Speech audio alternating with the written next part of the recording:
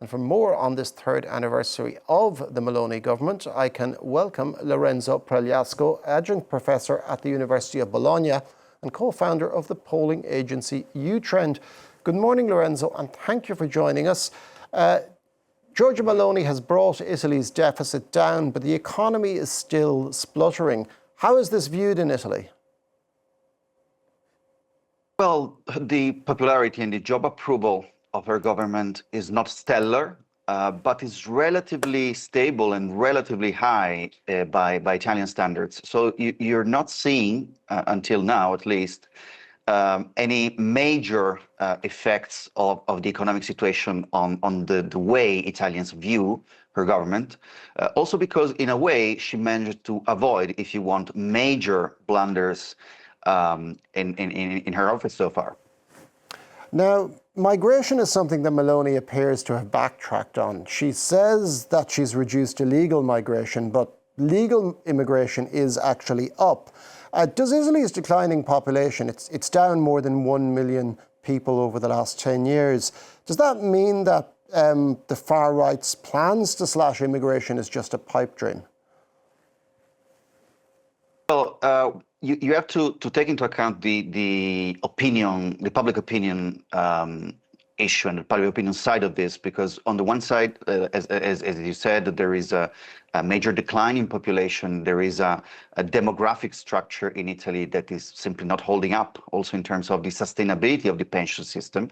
On the other hand, you have seen many right-wing leaders, notably Deputy Prime Minister Salvini of Lega, pushing immigration as a major topic and a major issue, which was beneficial to him in terms of popular support in previous years. So now, what is Prime Minister Meloni doing? Basically, I think she's having a more pragmatic approach and less ideological approach than it was thought when she took office in 2022. So maybe she's losing some support on the right, but she's gaining some support on the center. Now, Meloni, as you said, has been pragmatic in some respects, but she's also following through on other main planks of the Brothers of Italy platform. She's struck out at the rights of gay parents. She has clamped down further on surrogacy, and she has also allowed anti-abortion activists to access women contemplating terminations. Now, not all of these have drawn a lot of attention internationally. Is this a far-right programme implemented by stealth? Well, I wouldn't characterize it as far-right. By Italian standards, what they did in terms of abortion, for example, was perfectly in line with the current law, which was approved at the end of the 70s and is basically the agreed common terrain among all political parties. What they did was emphasizing some parts of that law, which are basically not effectively implemented and put into effect in the past. She didn't threaten, for example, in any way the law on civil unions, which was approved by the center-left roughly 10 years ago between gay people, between gay couples.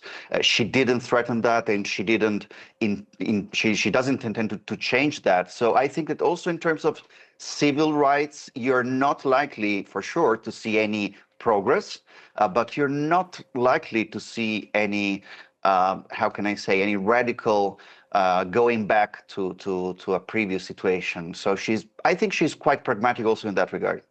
And Giorgia Meloni has benefited from her change of position on Russia since the invasion of Ukraine. Internationally, she gets on equally well with Ursula von der Leyen and also Donald Trump. Does this international popularity and I suppose respectability as well, does that take off some of the domestic pressure for her? Well, yes, I think this is certainly fair to say. She has demonstrating some ability, if you want, to navigate an international stage, which is not an easy stage. She definitely changed her position in terms of her approach to Europe and to Russia, and even before getting into office, she acquired a more if you want, hawkish stance when it comes to Russia. She was seen as quite close to the Biden administration in 2022, 2023. And now she's trying to position herself as a sort of liaison between Donald Trump and Europe, which is not an easy spot. And so I would say that one of the major possible obstacles and challenges she's facing going forward is exactly this. So how can she balance between her closeness to Trump and her need to defend Italian and European interests, for example, when it comes to trade?